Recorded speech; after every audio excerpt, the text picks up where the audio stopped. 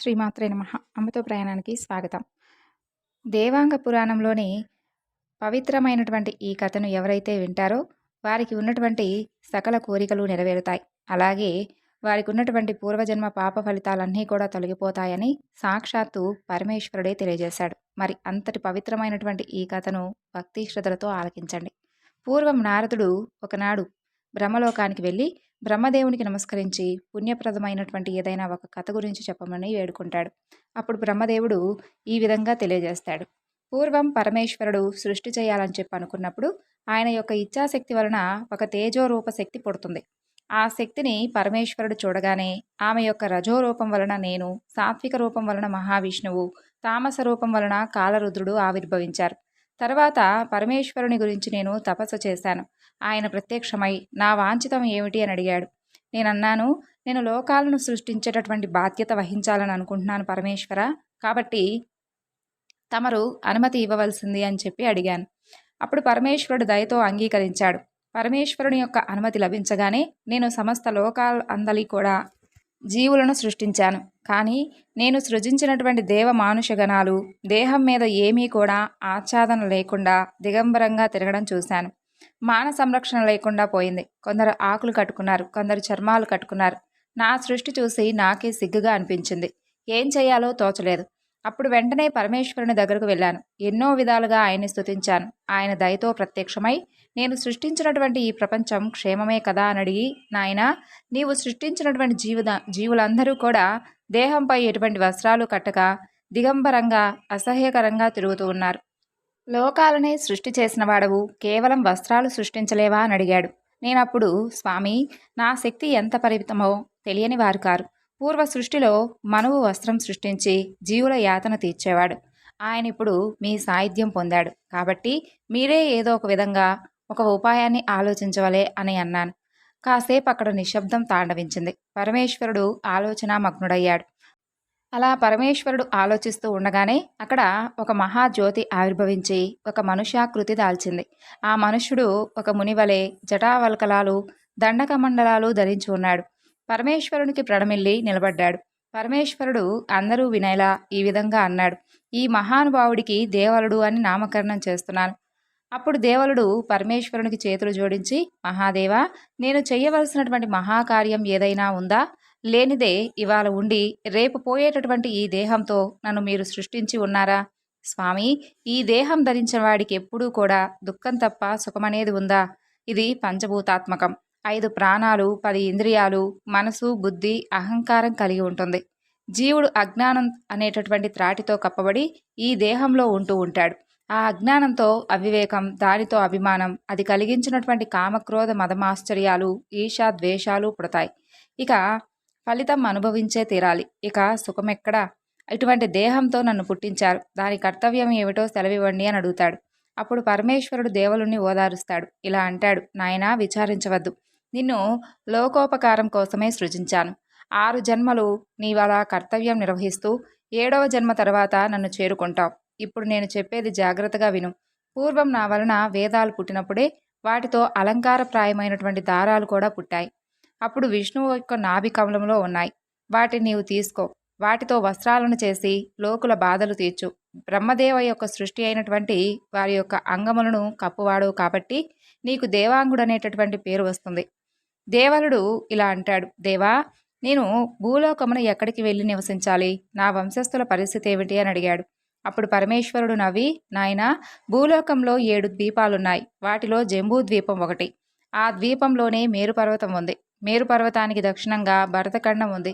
ఆ ఖండంలో సగర దేశానికి చెందినటువంటి ఆమోద పట్టణానికి నీవు రాజుగా నియమిస్తున్నా, పాలించు. నీ వంశస్థులు ఉత్తములుగా, ఉదారులుగా, బుద్ధిశాలులుగా వర్ధిల్లురుగాక. వెళ్ళు నాయనా, వెళ్ళి విష్ణుపదం చేరి తంతువులు సంపాదించు అంటాడు. అలా దేవల మహర్షి పరమేశ్వరునికి నమస్కరించి బయలుదేరేందుకు సిద్ధమవుతాడు. తర్వాత దేవలుడు పార్వతీదేవికి కూడా నమస్కరించి ఆపద సమయంలో కాపాడమని చెప్పి వేడుకుంటాడు. తల్లి అందుకు అంగీకరిస్తుంది. అవసరమైనటువంటి సమయంలో తనను తలవమని చెప్పి వెంటనే వచ్చి రక్షిస్తానని చెప్పి మాటిస్తుంది. అలా దేవలుడు పాల సముద్రానికి చేరుకొని అక్కడ విష్ణువుని గురించి తపస్సు చేస్తాడు. విష్ణువు ప్రత్యక్షమై దేవలుని కోరిక మేరకు వస్త్రముల సృష్టికి వలయదారములను ప్రసాదిస్తాడు. ఇలా అంటాడు, నాయనా, ఇవి పూర్వ సృష్టి యందు పుట్టగా నేను వీటిని జాగ్రత్తగా భద్రపరిచాను. నీవిప్పుడు వీటిని జాగ్రత్తగా తీసుకుని వెళ్ళు. దారిలో రాక్షసులు కొందరు మునివేషాల్లో వచ్చి దొంగలించేటటువంటి ప్రమాదం ఉంది. ఇదిగో ఈ చక్రాన్ని నీ వద్ద ఉంచుకొని అవసరం వచ్చినప్పుడు ప్రయోగించు అంటాడు. అప్పుడు దేవుడు విష్ణువుకు కృతజ్ఞత ప్రకటించి జంబూ ద్వీపానికి చేరుకుంటాడు. లవణ సముద్రం ఒడ్డున సుందరమైనటువంటి ఒక ఆశ్రమాన్ని చూసి లోపలకు ప్రవేశిస్తాడు. అక్కడ ఒక కపటుడైనటువంటి ముని అతని శిష్యులు ఉండడం గమనిస్తాడు. ఆ కపట ముని దేవలుడి విషయం ఆరా తీసి ఈ రాత్రికి ఇక్కడ ఉండి అలసట తీర్చుకో అని చెప్పి ఆతిథ్యం ఇస్తాడు.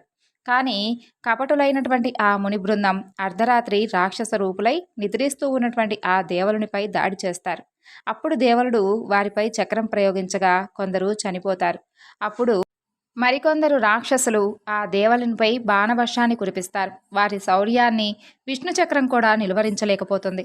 వారి దాటికి తట్టుకోలేక దేవలుడు లోకాల నేలేటటువంటి ఆ పరమేశ్వరుని తలుచుకుంటాడు. ఆ తల్లి ప్రత్యక్షమవుతుంది. అప్పుడు దేవలుడు తనకు వచ్చినటువంటి కష్టాన్ని నివారించమని చెప్పి వేడుకుంటాడు. అమ్మ ప్రసన్నురాలై, నాయనా భయపడవద్దు, ఒక ముహూర్త కాలంలో నేనేం చేస్తానో చూడు, వీళ్ళను నా శూలానికి బలి చేసి వీళ్ళ రక్తం బొట్టుగా పెట్టుకుంటానని చెప్పి ఒక వికటాట్టహాసం చేస్తుంది. 4 భుజాలు, పెద్ద నాలుక, ఎర్రటి కళ్ళు, చేత శూలం, చక్రం, గద మొదలైనటువంటి ఆయుధాలను ధరించి కాటుక బొమ్మ వలె ఆ రాక్షసులపై పడుతుంది. ఇక వారు కూడా పోరు మొదలు పెడతారు. అమ్మ ఘోర రూపిణిగా మారి వారందరినీ కూడా సంహరించి వేస్తుంది. వారి రక్తం 5 రంగులుగా యుద్ధభూమిలో పారుతూ ఉండగా దేవలుడు తన వద్ద ఉన్నటువంటి దారాలను ఆ రక్తంలో తడిపి వర్ణతంతువులుగా తయారు చేసుకుంటాడు. అమ్మ కిరీట కాంతులను చూడగానే ఆ రాక్షసులు స్తంభించినందున ఆమె చౌడేశ్వరీదేవి అయ్యింది. దేవలుడిని ఆశీర్వదించి చౌడేశ్వరీదేవి మాయమవుతుంది. అలా దేవలుడు నూలు తీసుకొని ఆమోద పట్టణానికి చేరుకుంటాడు. అప్పుడు నారదుడు బ్రహ్మను మరలా ఇలా అడుగుతాడు, స్వామి, చక్రం కూడా ఏమీ చేయలేక నిర్లిప్తంగా ఉండిపోయినటువంటి ఆ రాక్షసులు అసలు ఎవరు? విష్ణు చక్రం దాటికి ఎవరైనా నేలకోలవలసిందే, కానీ వారు తట్టుకున్నారంటే ఇదేదో వారి గురించి తెలుసుకోవాల్సినటువంటి విషయమే అని అడగగా అప్పుడు బ్రహ్మదేవుడు ఇలా అంటాడు, నారదా, వారు మేము 5 ఉన్నాము, బలసంపూర్ణలము, ఆడది బొమ్మ ఏం చేస్తుందని చెప్పి విర్రవీగారు. ఆమె వారిని చంపి పేగులు మెడలో వేసుకుంది. భూత ప్రేత పిశాచాలు వారి మాంసాన్ని తినవి. పూర్వం విష్ణువు ప్రళయకాల యోగ నిద్రలో ఉన్నప్పుడు ఆయన దేహస్వేదం నుండి ఈ రాక్షసులు పుట్టారు. మొదట విష్ణువునే చంపబోయారు. విష్ణువు వారి సాహసానికి ముచ్చటపడి వరం కోరుకోమన్నాడు. వారిని సుదర్శన చక్రం మమ్మేమీ చేయకుండా ఉండే విధంగా వరాన్ని ఇవ్వమని చెప్పి కోరుకోగా విష్ణువు తదాస్తని చెప్పి మాయమయ్యాడు. ఆ తర్వాత వీళ్ళు బలగర్వంతో పాతాళంలో తిరుగుతూ శుక్రాచార్యుని కూతురు దేవయానిని పెళ్లి చేసుకోమని అడిగారు. ఆమె ఎందుకు తిరస్కరించి అహంకారంతో కళ్ళు మూసుకొని పోయి గురుపుత్రుని కోరుకుంటారా? నాలాంటి ఒక ఆడది మీకు తగినటువంటి శాస్తి చేయగలదని చెప్పి ఇదే నా శాపం అంటుంది. అలా వాళ్ళు అక్కడి నుండి బయలుదేరి మునివృత్తితో పరమేశ్వరుని గురించి తపస్సు చేయడం ప్రారంభించారు. అలా బోళాశంకరుడు ప్రత్యక్షమవుతాడు. వారు ఆయన ఒక వరం కోరుకుంటారు. అదేమిటంటే మరణానంతరం వారి రక్తమును అన్ని జీవులు ధరించాలి అని చెప్పి. అలా పరమేశ్వరుడు వారికి వరాన్ని ఇచ్చి అంతర్ధానం అయ్యాడు. విధివశాన దేవయాని శాపం ఫలించి స్త్రీరూపిణి అయినటువంటి ఆ యొక్క పరమేశ్వరీదేవి వలన వారు మరణించారు. వారి రక్తాన్ని ఈ దేవలుడు తన యొక్క దారములను ముంచి 5 రంగుల నూలుగా చేసుకున్నాడు. ఆ నూలు వస్త్రములే జీవులిక ధరించబోతున్నారు. దీనివలన పరమేశ్వరుని యొక్క వరం కూడా సాఫల్యమవుతుంది. ఇది నారద ఆ రాక్షసుల యొక్క కథ అని చెప్పి చెబుతాడు. ఇక దేవలుడు అక్కడి నుండి ఆమోద పట్టణానికి చేరుకుంటాడు. అక్కడ ప్రజలందరూ కూడా ఆయనకు ఘనస్వాగతం పలుకుతారు. ఆ పట్టణం చూస్తుంటే వైభవోపేతంగా ఉంటుంది. నగరమంతా గొప్ప ఉద్యానవనాలు, ఆకాశానంటే భవనాలు ఉంటాయి. దేవలుడు రాగానే ఊరిలో ముత్తైదువులు ఆయనకు నీరాజనాలు ఇస్తారు, పాటలు పాడుతారు, బ్రాహ్మణులు స్వస్తి వచనాలు చెబుతారు. అలా నగర ప్రవేశం చేసి దేవలుడు పట్టాభిషిక్తుడవుతాడు. మంత్రులు మన నగర ఆదాయం 6 కోట్ల సువర్ణములని చెప్పి ఆయనకు తెలియజేస్తారు. అప్పుడు దేవలుడు 100 అగ్రహారములు శివభక్తులకు దానం చేస్తాడు. ప్రజలందరికీ కూడా సంతోషపడే విధంగా పాలన చేస్తాడు. ఆయనకు 4 మంత్రులు పాలనలో సలహాలిస్తూ తోడ్పడుతూ ఉండేవారు. అలా నారదుడు బ్రహ్మ వద్ద ఒక సందేహం అప్పుడు మరలా వెల్లబుచ్చుతాడు. తండ్రి, పూర్వం ఈ నగరం సునాబుడి అనేటటువంటి ఒక రాజు చేతిలో ఉండేది కదా, మరి ఇప్పుడు దాన్ని దేవలునికి పరమేశ్వరుడు ఎందుకు ఇచ్చినట్లు తెలియజేయండి అని అడుగుతాడు. అప్పుడు బ్రహ్మ ఇలా చెబుతాడు, నాయనా, దేవలుడు గద్దె ఎక్కగానే సునాబుడు ఆయన వద్ద సెలవు తీసుకొని వెళ్ళిపోతాను అన్నాడు. అలా దేవలుడు కారణం అడిగాడు. అప్పుడు సునాబుడు తన చరిత్ర అంతా కూడా దేవలునికి వివరించాడు. పూర్వం సావిత్రుడు అనేటటువంటి 8వ వసువు ఒకనాడు కైలాసమున పరమేశ్వరుని పూజించి తిరిగి వస్తూ ఒక సరస్సు దగ్గర విశ్రమించాడు. ఉన్నట్టుండి ఆయనకు మన్మథ తాపం కలిగింది. ఆ తాపంతో బాధపడుతూ దగ్గరలో తిరుగుతున్నటువంటి ఒక ఆడనెమలిని యువతిగా మార్చి సంభోగం చేశాడు. వారిద్దరికీ ఒక కొడుకు కలిగాడు. నెమలిని అక్కడే వదిలి కొడుకును తీసుకుని నగరానికి వచ్చాడు సావిత్రుడు. ఆ బాలుడే రుక్మరథుడు. వయసు వచ్చినటువంటి ఈ రుక్మరథుడు బ్రహ్మవరం పొందిన గర్వంతో విశ్వకర్మను తన కోసం ఒక పట్టణాన్ని నిర్మించి పెట్టమని అడిగాడు. అప్పుడు విశ్వకర్మ నిరాకరించాడు. ఇద్దరి మధ్య యుద్ధం జరిగి విశ్వకర్మ ఓడిపోయి మహేంద్ర పర్వతంపై ఒక పట్టణం కట్టి ఆ రుక్మరథుడికి ఇచ్చాడు. రుక్మరథుడు మహావీరుడు, ఎందరినో జయించాడు. ఒకనాడు ఆయన పద్మకోమల అనేటటువంటి యువతి కొలనులో జలకాలాడుతూ ఉండగా చూసి ఆమెను ప్రేమించాడు. పెళ్లాడేటటువంటి ఊహతో ఆమె తండ్రి హేమమాలి వద్దకు దూతను పంపించాడు. హేమమాలి ఆ పెళ్లి ప్రతిపాదన తిరస్కరించాడు. దానికి రుక్మరథుడు హేమమాలిని యుద్ధంలో జయించి పద్మకోమలని పెళ్లాడాడు. ఆ పద్మకోమలకి రుక్మరథునికి పుట్టిన బిడ్డ స్వర్ణకేతుడు. ఇతను తన భార్య చిత్రరేఖతో పొరపాటున పరమేశ్వరుడు పార్వతి ఏకాంతంగా ఉన్నటువంటి ప్రదేశానికి వెళ్ళినప్పుడు పరమేశ్వరుడు ఆగ్రహించి అతన్ని భూలోకమున సునాభుడు అనే పేరుతో పుట్టెదవు, ఈ భార్య నీకు వచ్చే జన్మలో కూడా భార్య కాగలదని చెప్పి శపిస్తాడు. అలా స్వర్ణకేతుడు శాప విమోచనం చెప్పమని చెప్పి మహాదేవుణ్ణి ప్రార్థించినప్పుడు ఎప్పుడైతే దేవాంగ మహర్షిని రాజ్యానికి వస్తాడో అప్పుడు నీకున్నటువంటి శాపం తొలగిపోతుంది అని చెబుతాడు.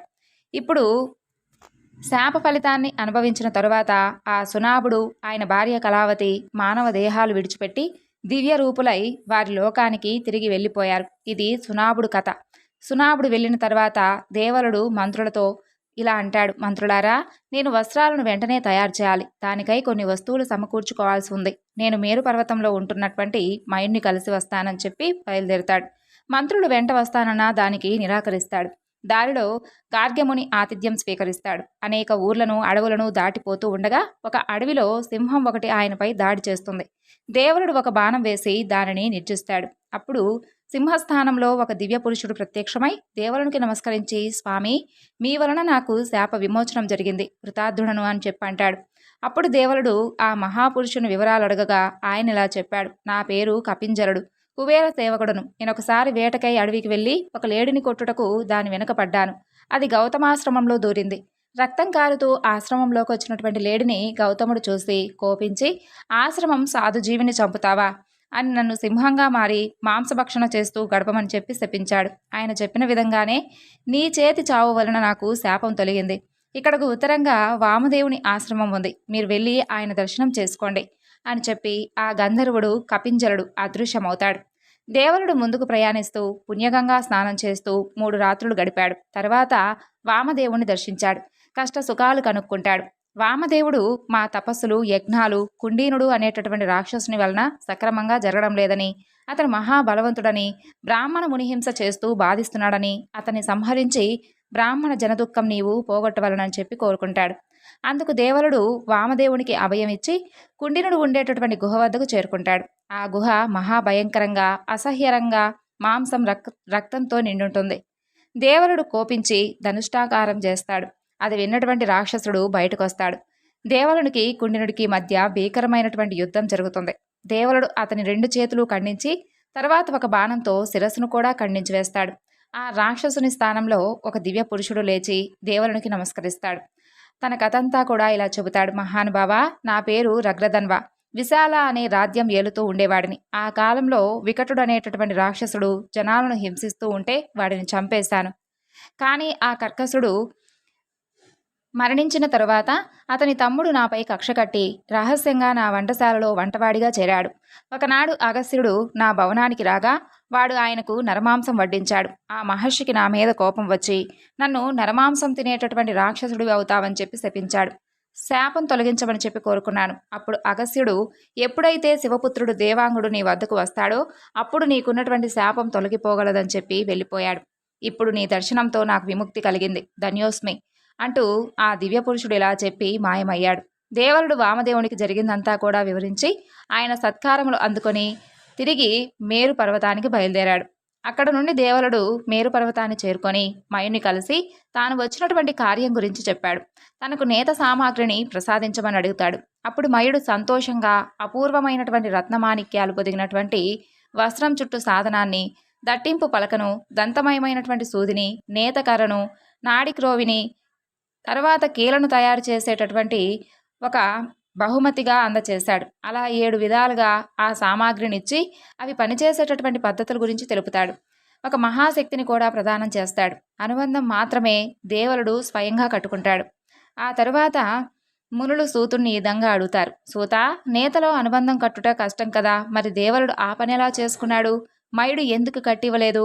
ఇంత తెలిసినటువంటి దేవులుడు నేత సామాగ్రి కోసం మయుడిని ఎందుకు యాచించాడో చెప్పండి అని అడుగుతారు. అప్పుడు సూతుడు, నాయన్లారా, ఆ దేవులుడు అంత శక్తిమంతుడే కానీ మయుని వద్దకు వెళ్ళుట మిష మాత్రమే. శాప విమోచనాలు ఆయన కర్తవ్యాలు. దేవునికి అసాధ్యం అంటూ ఉందా? అసలు ఏదీ లేదు. దేవులుడు చౌడేశ్వరి దేవుని తలవుగా ఆమె ప్రత్యక్షమైంది కదా. దేవులుడు నేత ప్రారంభం చేసేందుకు ఆమె ఆశీస్సులను పొందాడు. ఆమె దేవులకు ఒక కంకణం ఇచ్చి, దీనిని ధరించి నేతను ప్రారంభించు, ఒక్కొక్క రంగు నూలుతో ఒక్కొక్క రకంగా వస్త్రం నేయి అని చెప్పి అవి అక్షయాలుగా సిద్ధిస్తాయి, మచ్చుకు ఒక్కొక్కటి చెయ్యి అని చెప్పి తల్లి అదృశ్యమవుతుంది.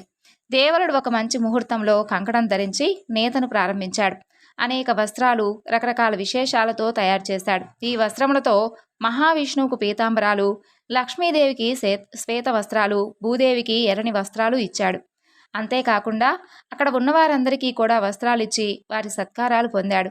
అదేవిధంగా బ్రహ్మలోకమున బ్రహ్మకు ఎరుపు వస్త్రం, సరస్వతికి శ్వేతాంబరం, సావిత్రికి పీతాంబరం, గాయత్రికి ఎరుపు వస్త్రం ఇచ్చాడు. బ్రహ్మను మా వంశస్థులకు నూలు కొరత లేకుండా లభించే విధంగా చూడమని వరాన్ని కోరాడు. అప్పుడు బ్రహ్మ, దేవులా, దానికి ఒక ఉపాయం ఉంది, చెబుతాను.